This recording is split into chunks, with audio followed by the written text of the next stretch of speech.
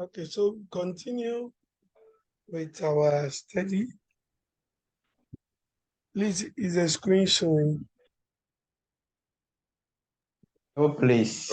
Yes, Papa. No, please. How coming? Please, just a minute.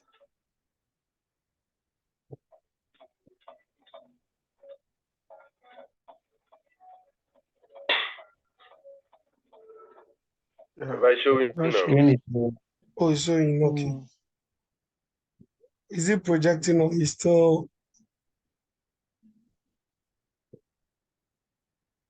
Like projecting. Okay.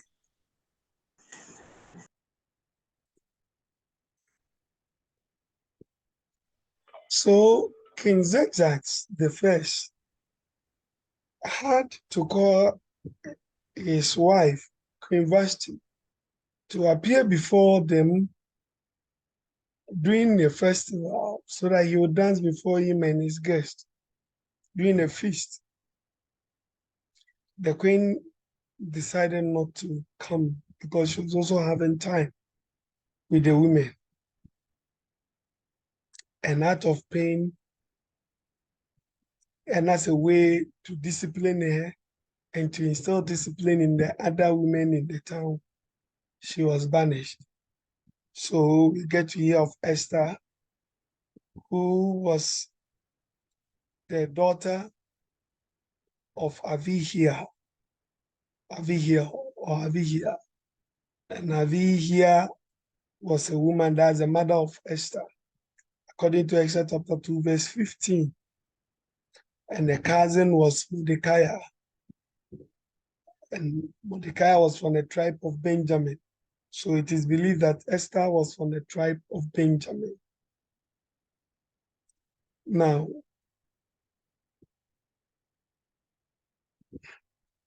not much is revealed about her character anyway, but we just get to know that she was so beautiful, according to Esther chapter 2, verse 7. And obedient also. So the two characteristics that we just get to know about her is that she was beautiful and obedient.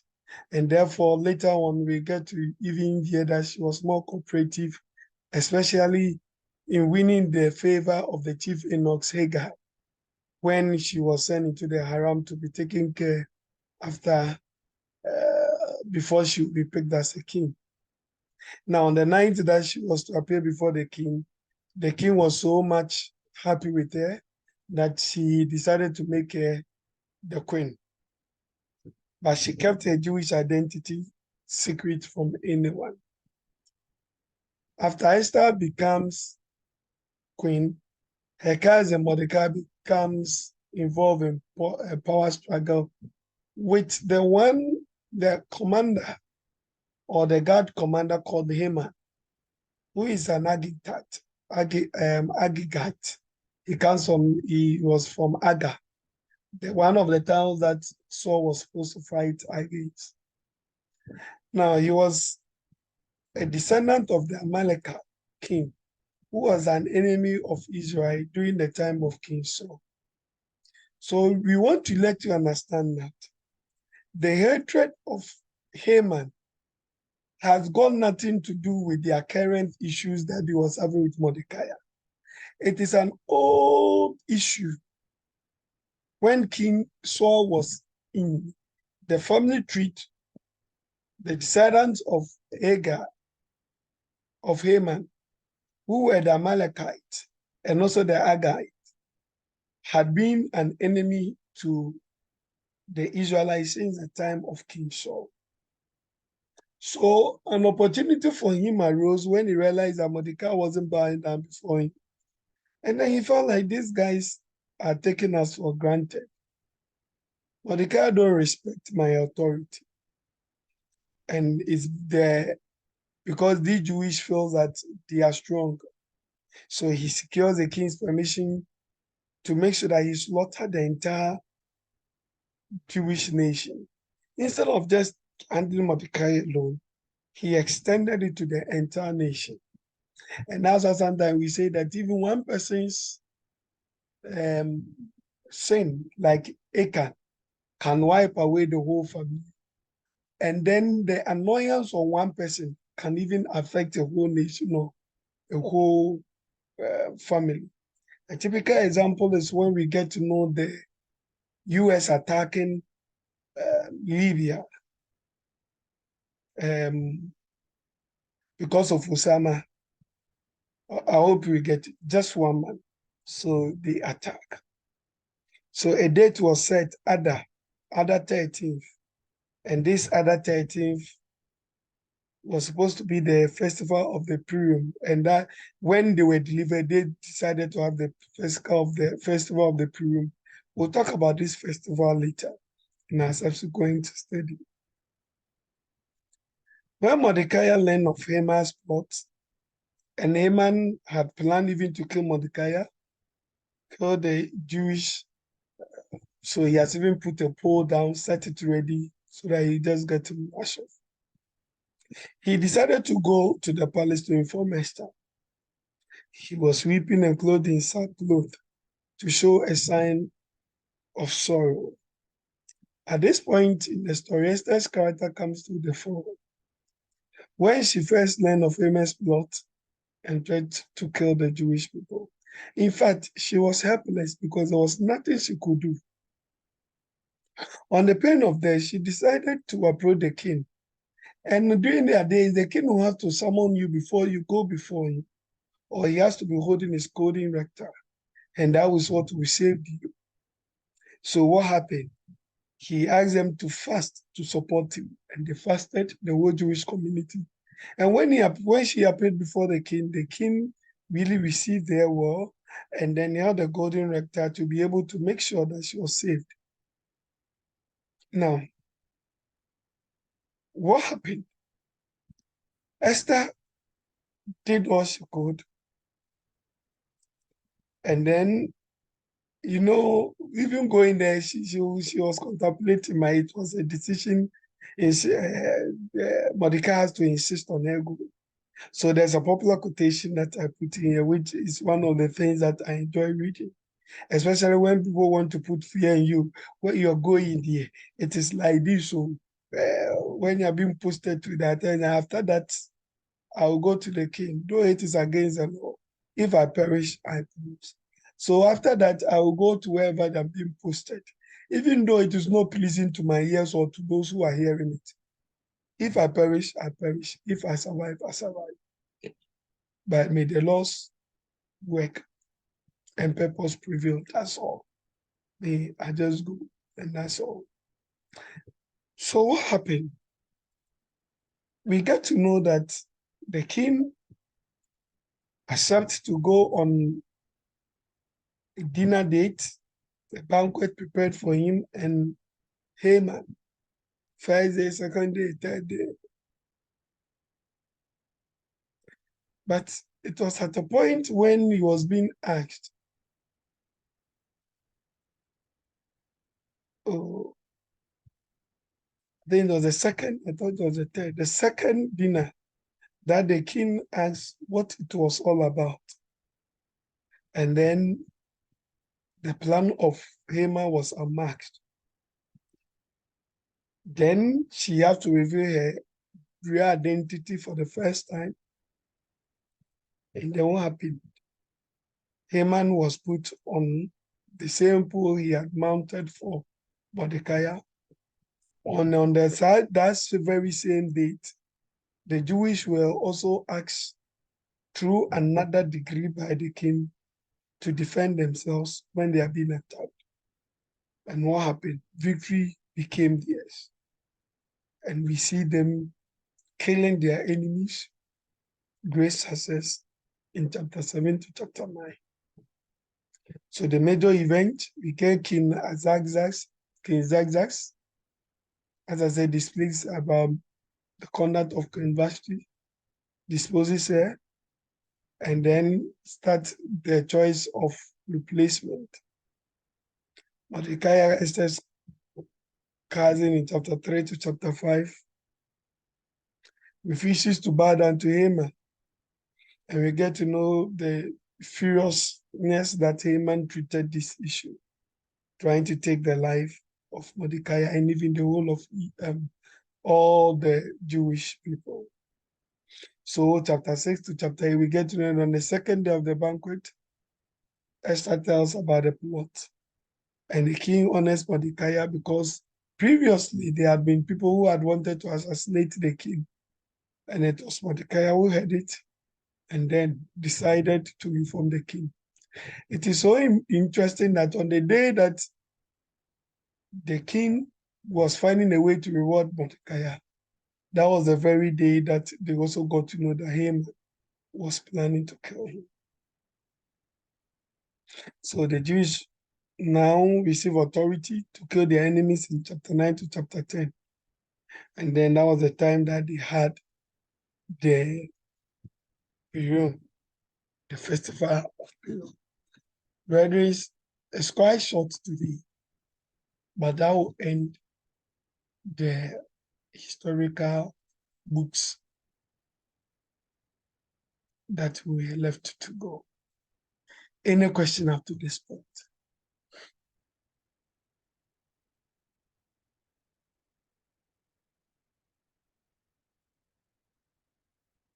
Yes, any question up to this point?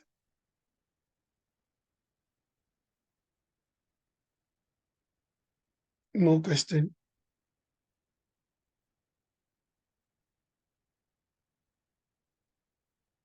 No question.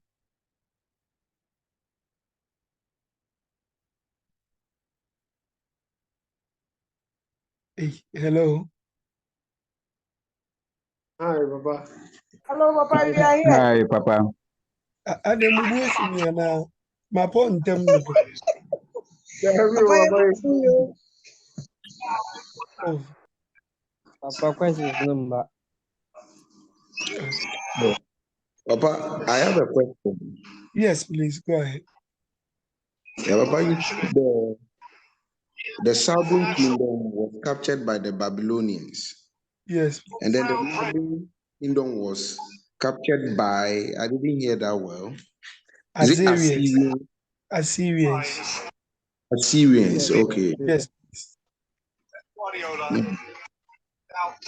But for the benefit of this story, these three last Bible historical books that we have done, we were more concentrating on the Judah. The account shifted solely to the Judah.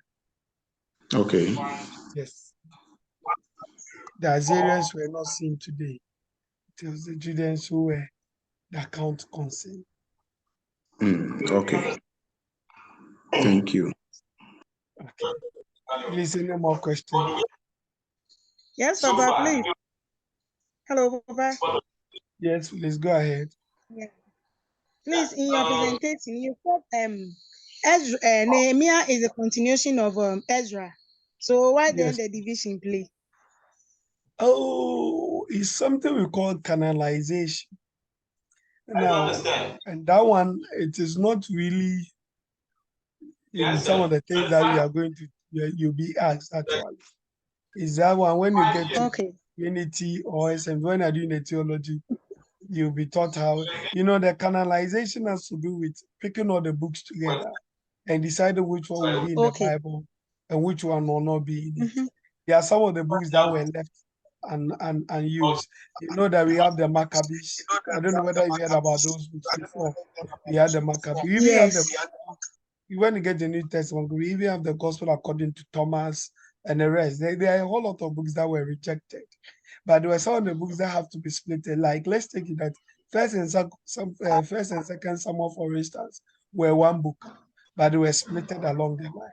First and Second Chronicles were one book, they were splitted along the line. I hope you get it. Even when you really look at a book like First Corinthians and Second Corinthians, it look like, or it is not a look like, if you read it carefully, you get to know that First Corinthians was written later after the Second Corinthians. So in Yeah. actual Second Corinthians was supposed to be the First Corinthians. First That country. So there was this later rearrangement of the various books in the Bible, and that's how the canonization was done. Yes. Papa, thank you very much.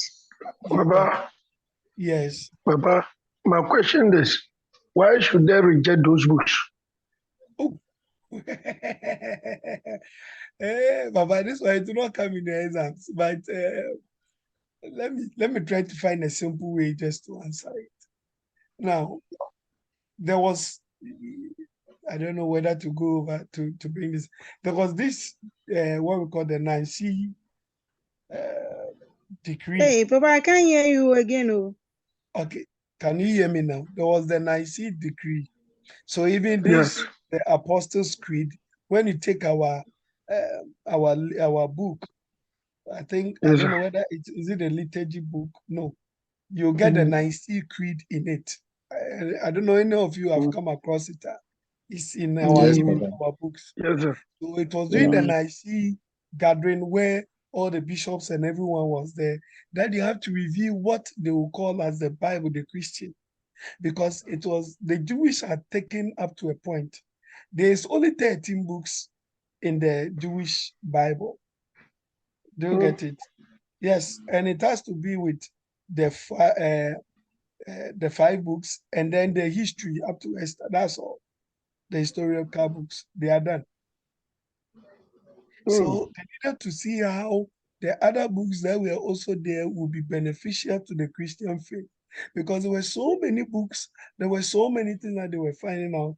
I recall that when we were about finishing TTS, I think a year before we completed, we even got to know that there was a meeting where they have the dead scroll. They have found even new scrolls coming up, and they have to find a way to know whether it was really part of the.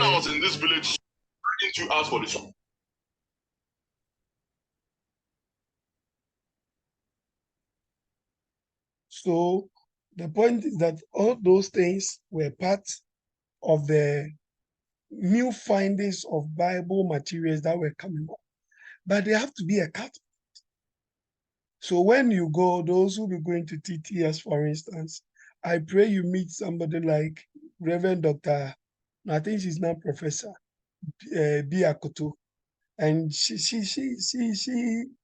If I see, I've gone to most of the places, so she was giving us a clear picture, and you get to know that if we don't cut, there was no a clear cut of the books to be put in there. Like the Bible will be too much that we don't even know which way we'll finish writing the Bible or ending the Bible. So things that were not really of God, materials that not really did not really come up clearly on God and His work were taken out of the Bible. I hope you get it. We're not included in the Bible.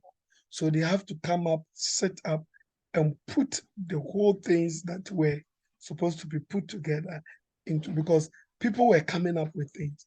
Things were coming up here and there.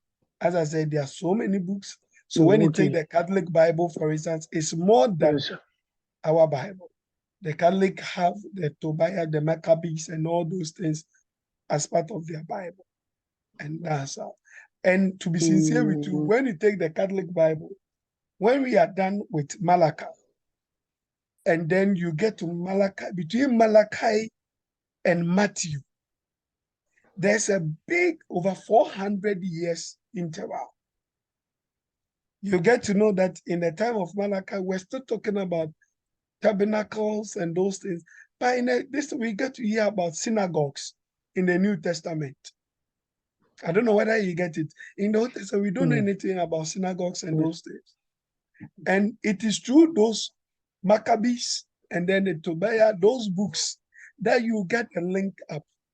So I remember that at a point in time, Professor Biakoto will tell us that let's read it just to aid us for theological purposes. But when it comes to pure religious purpose, it doesn't really fit in there because there were so many bloodshed in there. Recently, I was listening to United Showbiz program where they had Osofu Chirabosom on, and they were talking about a whole lot of things. And I remember someone made a comment that Christianity brought so much bloodshed, and someone was arguing, it's never true, but we keep quiet because it was not the Christianity actually that brought the bloodshed, but the Jewish period, the pre-Christian period, between Malachi and Matthew, between the two of them, is where we had so much bloodshed, because that is the era that we talk about the monks. I'm sure we have been hearing about the monks, people who were living as monks who could, and that is where you get all those things. When you read it, then you see where the synagogue came from. The issue about the synagogue came from in the New Testament, because the Old Testament, we don't have anything like synagogue in it. So a lot of things happened actually along the line, but the Bible has been put together as to what will help our Christian faith to move on, and things that will just give us headache of what we say argument here and there, we're taking off, so that we'll just have our peace of mind and to worship our God. So that's why. So the Jews, that's why we still have Judaism, and they will tell us that the Christian religion is not what they believe in, because to them, they don't take, the New Testament is nothing of them. The prophetic books are seen as the books of the prophets. I hope you get it. But they take Yes, have Papa. their share, and that's how it goes. Yeah. When you get to TTS, or I think SMT, the SMT, the teacher who will be teaching is Reverend Pipra. He was with us last Friday. He'll be taking you through the Old Testament. And I'm sure that he will bring this argument again. But at that time, it is for you, your discourse, because you'll be writing papers on it. But here, it will not come in your hands. So don't worry your head over it. And Okay, Papa. I hope you get it. Yeah. Yes. Okay, Papa. Papa, please. My question is, you told us that there's no author, there's no specific author when you're talking about the book of Esther, Yes. but you were trying to give a narration. Please, can you can you re-emphasize? Can you go over that thing again? Okay. What I'm saying is that as for the book of Ezra and Nehemiah, we say Nehemiah was written by Nehemiah, Ezra was written by Ezra. But from the look of things, it looked like Nehemiah also, Ezra also wrote part of Nehemiah, actually. And now when you get there, the argument will come. But at your level, we just say Nehemiah, Ezra. Even when you get to the New Testament, you get to know that Matthew never wrote in the book. Mark didn't write in the book. Those gospel according to Matthew, we just attribute to them because we feel that they gave the narration. You get to know someone called John Marks, and those are the people, John Mark and the rest who are in it. So it's just some way, somehow. Sometimes when you go proper theology. I remember when we went to Trinity first, the president of Trinity at the time was the current moderator. And during the orientation, he made a very simple comment. And ever since, it stuck in my head. And the comment was that if you are not a Christian and your faith is not strong before coming to Trinity, go back and establish your faith properly before you come. Because what they'll be teaching you, you may get confused along the line. But you also have to know, so that if you go and meet any academia who will be coming in with things like that, you know how to stand. And it was like, hey, what is this man saying? Because he was telling that people come there and they are telling them that they are teaching falsehood and other things because they don't understand what they are teaching. They don't get it. And these are some of the things that we have been told. So Ezra, we know, but Esther, the main author of Esther, traditionally is not known. But it is believed that it was written by someone who was with them in exile. As to who that person was, the actual writer is unknown.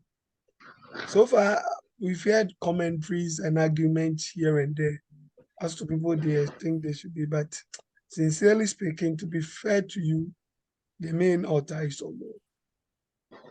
So that was the commentary I was trying. Thank you, Baba. Please, any more questions to come in? Baba, Yes. please, my question has to do with the concluding part of Second Chronicles and then Ezra. I realized that the concluding verses of Second Chronicles is the same as the opening verses of Ezra. What is the link? Is it a continuation? It's not a it's not, Ezra is not a continuation of Chronicles, but Ezra is a continuation of the story from Chronicles. I don't know whether you get me.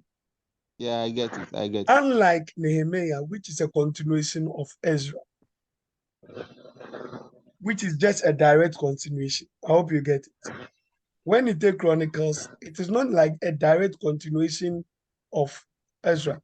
However, it gives us what happened after the Chronicle era.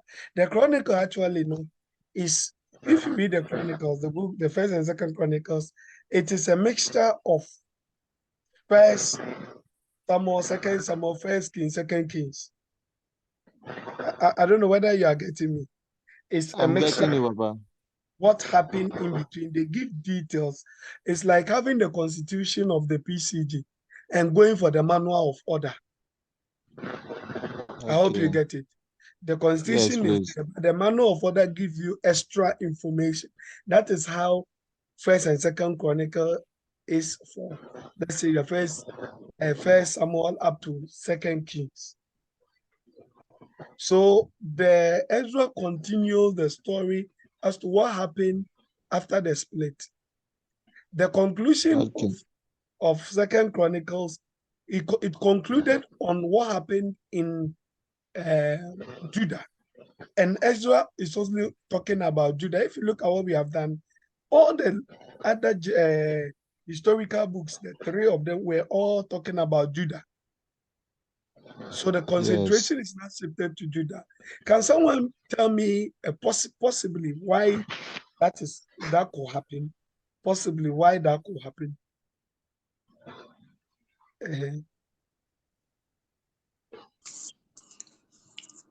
But I think because the judges that ruled in Judah didn't do what pleased God.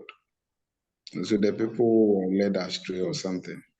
Oh, but it will happen to the two sides.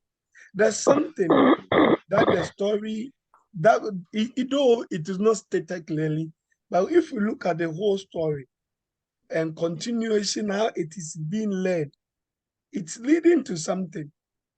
Why the tribe of Judah is now being a focus, telling us things there. Can anyone give us an assumption aside what you have said, which is not really what I did?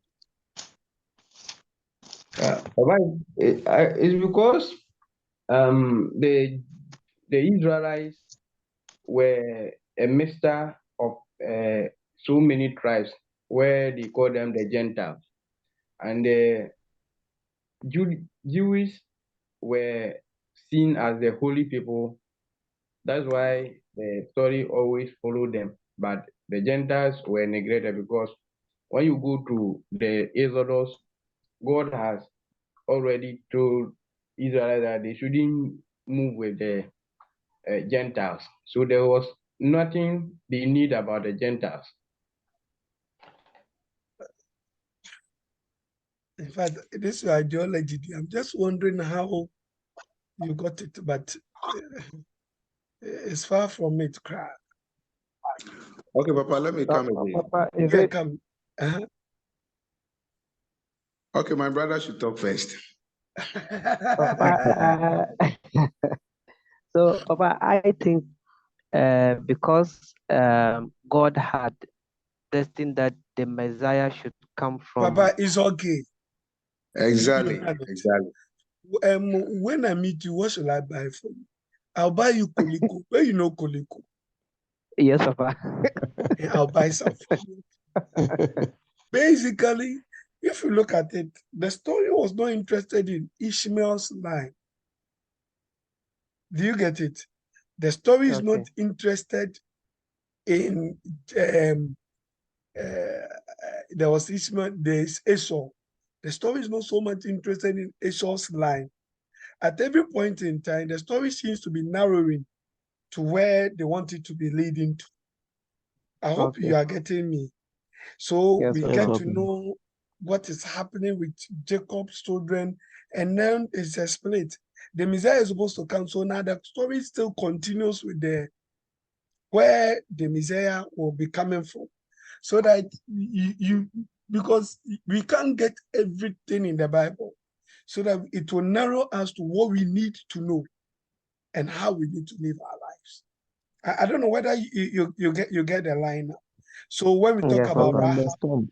Rahab being a descendant of Jesus, we get to know Ruth. I hope you see where it's coming from. Ruth came in because she was going to give birth to what?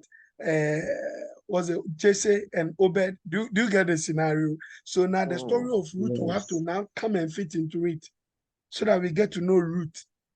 So that is the technicality of the canonization that I'm talking about. I hope you guys are getting the line now. Yes, Papa. Yes, Papa. Very good.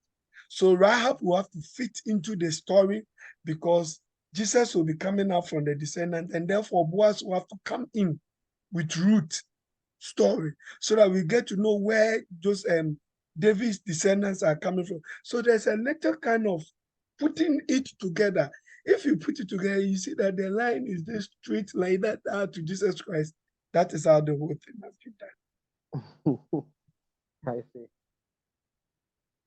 So sometimes when I hear the Muslims, just as they had their Salah, they are talking about the Abraham going to take his son. I know in the Quran, it's not Isaac who was taken. It was an Ishmael. In Ishmael. the Quran, it was not Isaac who was sent there. It was Ishmael. So because they have pegged the descendants of Ishmael. So the Quran is more of Ishmael's line. I don't know whether you are getting me. So Yes, everything Papa. moves with that. So that's the time I say that if until we go to heaven, we don't know which of the two religion and Kasa is really leading us for. As for me, I know Christianity because that is what I believe in. So they also believe in theirs, leave them. Because they are picking it from the same source, but they split it. Once we are going left, they pick right, They that pick kind right. of thing. And then they write in such a way that they will be filled. And we also write it in such a way that ours will be filled. It will be a turn about just that we don't want to see enough people who will take money from one side and go and vote for another side. We are not like Ghana politics sheet. Okay. Yeah. So any more questions coming today? Okay, today we are closing early. So, okay, Yeah. Papa, please just one last thing. Is the 400 years you're talking about between Malachi and Matthew? Is it that period they call the silent period of God? Is it the period they do it? They call the silent period Yes, some people because tell me I've too. heard it somewhere. Yes, some Yes, people I've tell me heard it too. somewhere. Yeah, but you see, with that 400 years, we'll not get the genealogy of the 14, according to Okay. Matthew Wright. Okay. So that part is also in there so that it will help us get that 14 correct, because that's how Matthew wrote it. And that make us see that then there was that gap missing. And that is where we realize that. So that's why people say there is a silent time of God. Some people feel that God was silent, but there were things that happened during that period. And the Roman Catholic Bible will give you some of the events there. But for the purposes of exams, I don't think you need it now. When you get Okay. admission, the lecturers will themselves ask you to go and bring it when it is time for that. You have debate and you will be writing papers on it. Okay. Okay. Thank you, Papa. You're welcome. Okay. So today we have closed early. I didn't know we'll be able to close early, even though I know the slides were few. I was expecting more questions today. So because we have closed early, what we are going to do is that it means that you have to learn today, and tomorrow you take a test for me, because you have almost barely 1 hour, and I think can do a lot of revision.